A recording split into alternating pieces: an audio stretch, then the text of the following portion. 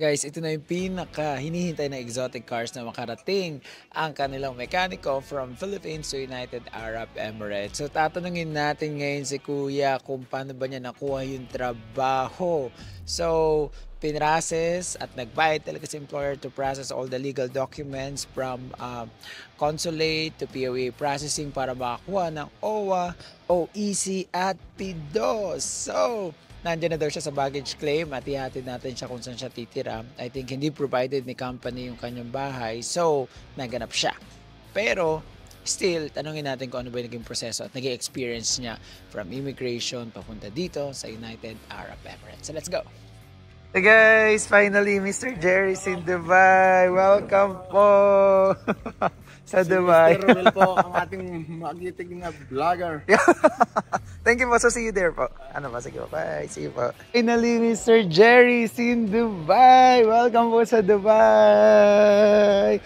So, Sir Jerry, kamusta naman po ang biyahe nyo? Ito, awa ng Diyos, nakarating naman ng matiwasay at walang problema. Sa aming biyahe, napakabilis pati. Napakabilis lang po. May pati tayo. Saan po ba kayo sa Pilipinas? Sa Mindoro. Mindoro. Southern Tagalog. Southern Tagalog. So guys, alam nyo ba na si Sir sabi niya, yung tinitira niya yata doon, papunta Manila is medyo hassle po, no? Oo, ganun talaga kahirap. Mahirap po talaga. Lalo na kapag tagulan. Pagtagulan po.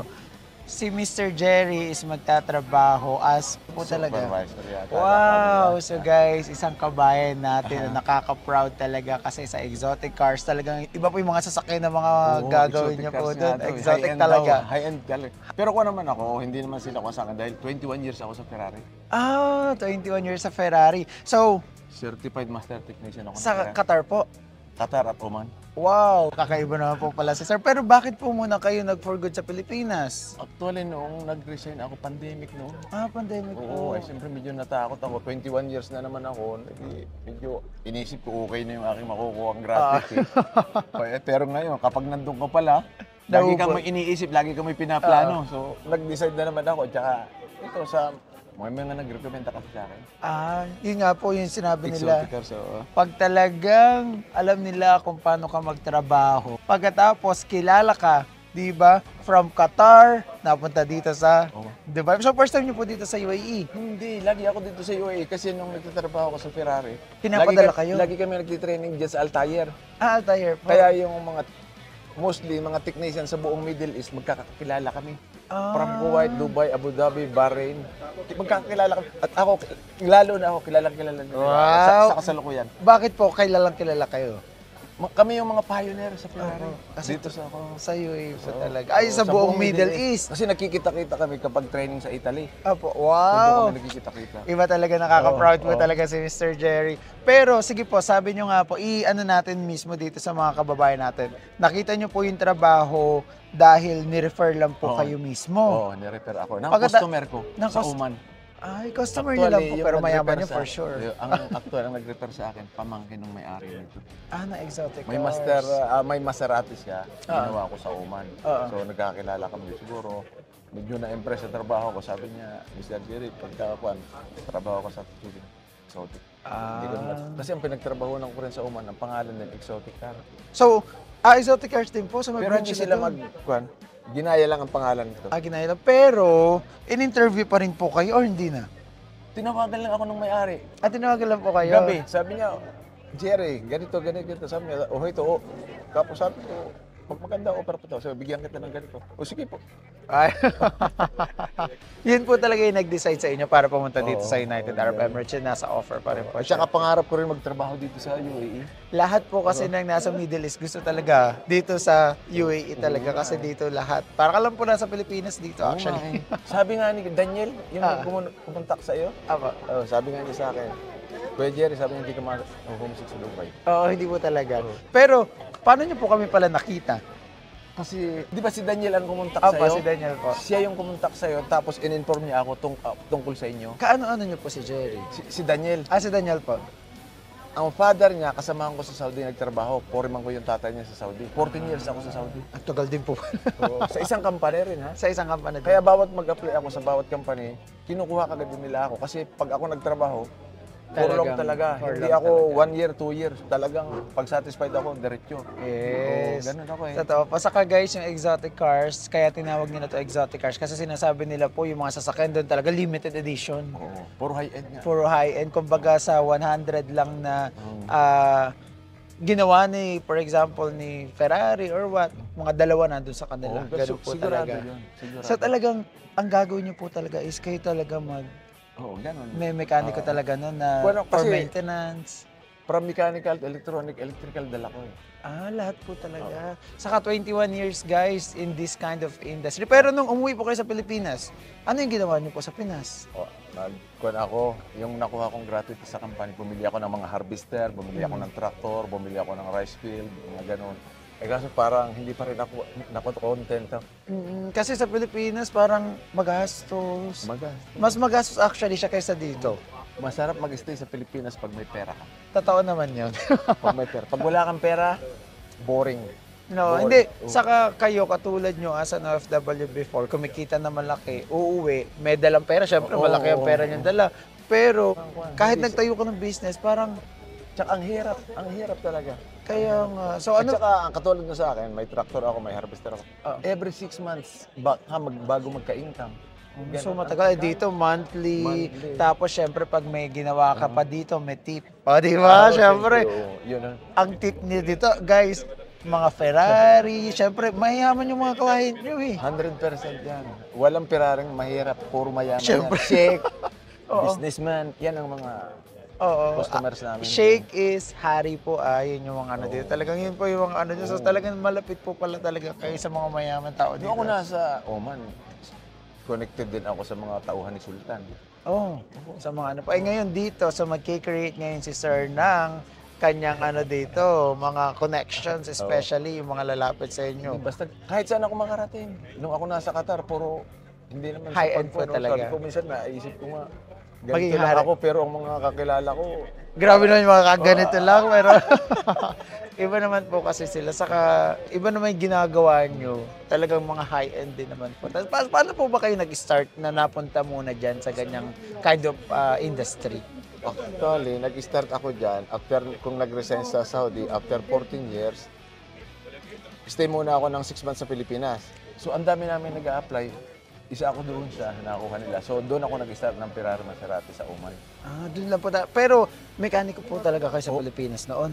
Hindi. Ano po? Fresh graduate ako nung nag-start ako sa Saudi. Nang, Diyan sa ano po ginaduate nyo? automotive talaga. Automotive talaga. So related naman Oo, talaga. related talaga, oo. Pero napakaswerte nyo from that time na nag-start Pero kayo. kahit pag-graduate ka na, kailangan mo rin ang sipag at tiyaga. Hindi basta yung nag-graduate ka, magre-relay ka na sa ganun. Kailangan magsipag ka, kailangan magtiyaga ka. Yeah. Ganun, para... Para talagang magle-level up po Oo, kayo sa talagang oo. inano nyo po. Yan ang naging puhunan ko dyan. Hanggang sa nakilala nga ako, pinapirate ako ng mga kakilala ko. Hindi kayo ako nagpapirate. nag-a-apply. Hindi ako nag-a-apply. Saka the way you talk po, parang napaka-professional nyo din talaga. Di ba? Saka nakakatawa po. Pero may family kayo sa Pilipinas. Oo, nandun. Naiwan ko. Dati rin siya nagtatrabaho sa Oman. Sa Oman. Pero ngayon, mas madali nyo silang kuhanin. Sabi ko nga, promise ko sa kanya, sabi niya sa akin, parang ang bigat na yata, hindi na ako sanay. Sabi ko, sa Primero lang yan. Oo, pero- Sabi ko, after ka ako, pag-settle talaga na ako, by this coming Christmas ka ako papupuntahin. Sobrang dali po. Ikaw ang nilang pupuntahin kuhanin. ko. Sobrang dali po. Papupuntahin ko siya. Gusto nyo po mag-i-stay na siya dito? Aba, ayoko. O tourist lang din? Tourist lang. Tourist madali kasi. Ikaw alam- lang ang pag-asa ko dyan pag dadalhin ko siya rito. Madali, sobrang dali po kasi unang-una asawa niyo po yan. Pagkatapos, okay, pag nakita yung company exotic cars, boom, wow. So ano po yung mapapayo niyo sa mga taong ang tagal-tagal na as an OFW? Ay, ano, may papayo ko. Kasi ako, matagal akong dito na ako inuban sa totoo lang. Ilang ano po? Years sa Middle East, Total po, lahat. 37 years ako sa Middle East. 37 years. Oo. Ilan taon na po kayo ngayon? 60. 60. Seryoso, 60 na po kayo. Okay, 60 na okay. ako. Oo, pero ayun, at syaga, huwag kang abusado sa katawan, disiplina sa pagkain, I can see. Apa. exercise, huwag kang manigarilyo. Nagkuhan ako, nagiinom, casual. Kaano lang po? Occasional. Occasional lang po. Hindi ako na gagaya sa iba. Yung mga kasama ko sa Saudi, dahil siyempre uso ngayon ang Vape. Facebook. Facebook, Nakikita ko, na-stroke. Basta mahihina na sila, diabetic. Ako wala ako. Alhamdulillah, wala ako. Inshallah. At Nakakatawa naman. proud to say, Islam. Ako, Islam. Since 2012 sa Qatar. Ano po siya? Kwan po kayo? So it means converted po kayo. Since 2012. Pati yung misis nyo na po. Original siyang Muslim sa atin. So kayo lang po talaga yung na-realize siya. Okay. Pero walang nag-encourage sa akin. Talaga Sa ano sarili po ko bukal yun. sa loob. Sa sarili Talaga, ko. wow. Oo. Nakakatawa naman guys yung istorya ni Sir Jerry kasi nakaka-inspire. Kaso 37 years. Yung mga 37 years. So, super LDR nyo po kayo sa mga anak nyo. Ano po ang naging struggles nyo sa ganong 37 years na malayo sa family?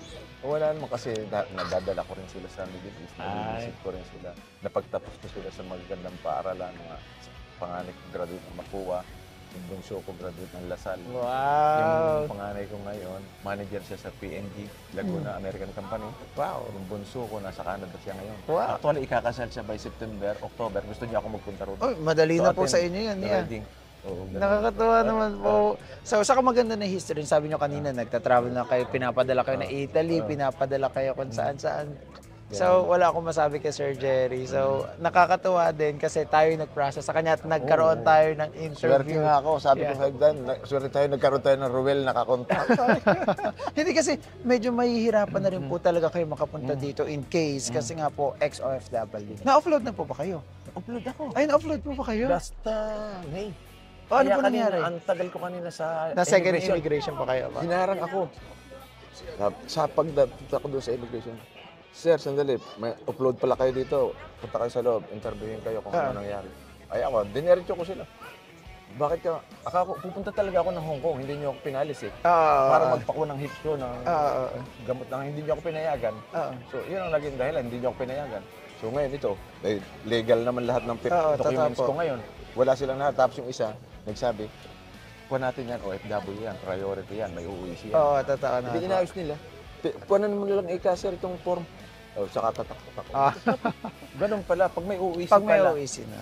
napaka-strong pala ng papel na yan. Yun po talaga yung kailangan para walang offload, which is kaya pinaparas natin ito ng legal way po lahat. Pero ano po yung naramdaman yung time na na-offload kayo?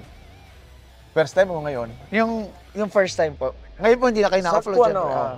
Talaga na, siyempre, malungkot ako kasi plano ko nun talaga. Mag-cross country, pumunta din dito.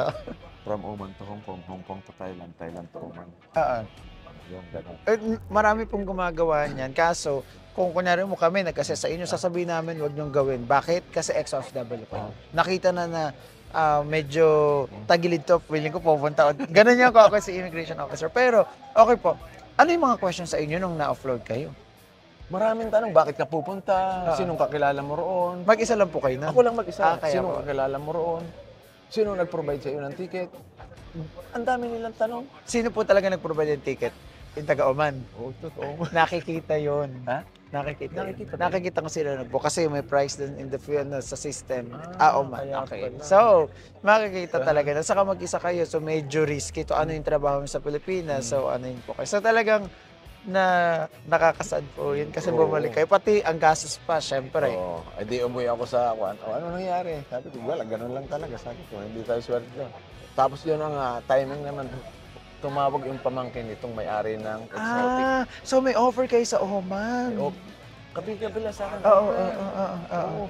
Meron na naman sa akin, yung customer ko rin sa Oman. Pinapasend na naman niya ang CV sa akin. Jerry, please send your CV. Meron siya ditong, siya ang pinakamaraming Ferrari sa Oman. Wow! Irani, businessman siya. Talaga po? Napakarami niya. Sabi niya, may garage ako doon, may paradahan lang, i-maintain mo lang yung mga sasakyan. Ang dami niya sasakyan. Halimbawa, ang Ferrari na may plano mag-produce ng bagong modelo. Hindi pa na ipoproduce, hindi pa tapos yun, hindi pa na ila-launch. May order na siya sa Oh my God. showroom. Sa showroom niya talaga Ganun siya po. kayaman. So sobrang ano po. Pero, bakit pinili nyo ang Dubai kaysa sa kanya? Hindi. Ang pinili ko ang Dubai kasi pinaliwanag rin kasi nung pamangkin sa akin ang Dubai at saka yung kumpanya. At saka nung tinawagan ako ng Mr. Said, yung may-ari. Yung may-ari po. Mismo talaga yung may-ari po yung nagkano sa inyo. Sabi niya, Jerry, you will be happy here. Sabi niya. Ah. Hindi wala kang stress dito. Okay, sabi ko. Saka, Inshallah, sabi. yun yung pinaka nakakatuwa po. So, napakadami niyo po pala talaga opportunity. Kahit hindi naman sa ano yung age ni Sir is 60 na, pero ang experience kasi yung binabayaran po talaga sa inyo. Sabi nga nila, hindi ka na eh. Tingnan natin. Oo, experience kasi talaga. So, yung mga ano dyan, sinasabi kasi nila dito sa Dubai, pag matanda ka na, hindi ka na makakita ng trabaho. Pero kayo, nasa Pilipinas, pakinukuha na talaga kayo ng mga tao, di ba? Papasalamat na ako. Napakakuhan ko sa trabaho. Kaya nga po, napakagaan na. Actually, inoperan din ako sa Ferrari Pilipinas, sa Velocita. Sa Pilipinas. Kaso ang sweldo nun for sure. Oo, yun kasi pag-uusapan. Nung tinawagan ako ng HR nila, anong pangalan din ng kuha nila sa HR, sabi ko, diyan tayo nilita. Oo. Sabi ko, kasi sanay ako sa ganitong sweldo, tapos mag-i-stay pa ako ng Manila. Oo, totoo. Siyempre, nanggaling kayo dun sa malalaking company. Marirecommend niyo po ba yung company namin sa mga taong gustong pumunta dito? Abba, ito lang po ang masasabi ko sa inyo. Kung naghahanap po kayo ng taong pwedeng magparating sa Dubai, wala pa kayong iwan dapat kontakin kundi si Mr. Roel. Thank you Abba so much. Company.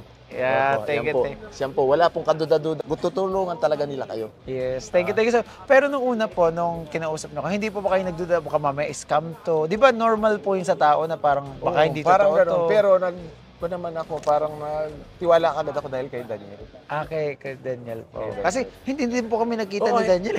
Kahapon lang, kasasabi lang niya kahapon. Actually, Kuya Jerry, hindi kami magkakilala. Nakita ko lang siya sa YouTube. Sabi niya. Opo, hindi kami magkakilala. Oo, nakita ko lang. Di okay. Kasi saka talaga naman po makikita. Napanood nyo din po ba sa mga YouTube, yung mga ano natin, pinanood nyo. Yeah. So ngayon, si Sir Jerry na yung makikita natin sa YouTube, papanoorin. At yung story niya talaga is nakaka-inspire. Kahit ako po as an OFW, nakaka-proud. 9 years po. Pero nakaka-proud yung experience nyo. Sabi nga ni Mark, gusto daw niya kayong closein kasi mahilig siya sa sasakyan.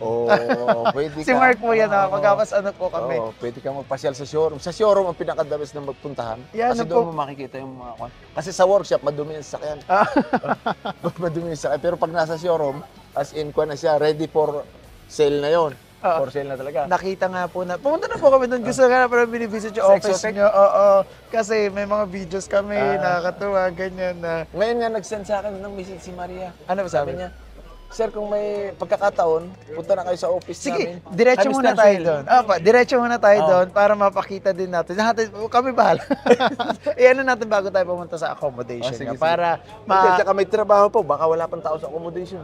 Oo, so baka wala pa. So, pa. diretso muna tayo dun sa office para maano din mo, makita si Suhail. So, ma-meet din namin ulit. Kasi nakakatawa yung mga sasakyan dun actually. So, sige guys. May titira na po kayo dito. Kayo Meron na na. po. Sino po ang Meron. humanap? Kaibigan ni Daniel. Yes. So, yan ang yun. maganda sa maraming kaibigan na maraming kakontak. Puro referral po pala yung mga nangyari. Okay guys, so hatid muna natin si Sir. For sure, busog na busog to kasi naka-Emirates. Talaga hindi busog siya... talaga. Maganda talaga pagkain Maganda po, nila. no? Hindi siya tinipid talaga. Siyempre, ikaw ba naman, yung company mo, ganun, titipirin ka. Parang alam na ni Sir kung sino ang may pera at wala. Okay po, so thank you so much po. At maraming salamat po, Mr. Jerry, sa pagtitiwala po sa amin. Wala po kayo kay Roel. Wala kayong pagdudududa dito. Thank you po. Kahit po galing Pilipinas, madami na po siya mga gold. Tao dito pa, susunod. Welcome to Dubai! Sige po, thank you po. Thank you po ulit na maraming. Happy talaga ako. So guys, kasama na po namin si Mr. Jerry. So papunta na kami dito sa Exotic Cars. Ihahatid namin siya sa employer. So, excited na po kayo? Excited naman. Yeah. Super excited. Para makikita niyo na yung mga nag-hire sa kanya, pati yung isang Filipina na si Miss Maria na talaga nag-assist sa atin. So let's go! Nakikita niyo may mga sasakyan yan? Wala yan kay Sir Jerry. Hi! So, nandito na naman po kami sa Exotic Cars with Mr. Jerry. Ay, ang ganda nito. Parang bago to. SP1. SP1. SP1 siya. SP1 siya. Grabe, napaka-selfish naman po niya. Tsaka napakamahal niyan. Napakamahal niyan. Hindi ka po pwede maglagay ng babae. Pag nagmaneho ka dyan, kailangan may helmet. May helmet po talaga. Hindi ka pwedeng magmaneho nang walang helmet. Grabe. So, inaayos niyo po talaga yung mga ganyan sasakyan, no? Oo, ganyan. Yung sa Oman, dalawa yung pinrepair ko para kay Sultan. Ganitong klase. Isang SP1 at saka SP2. SP2 po yung kabila. Yun, Pero split etong clutch. makaluma po natin. Ito, sobrang makaluma po na. 5-1. So, mas inuna pa po namin yung pag ano ng sasakyan kaysa punta niya. Hindi, 512 ito siguro. 512 nga ito.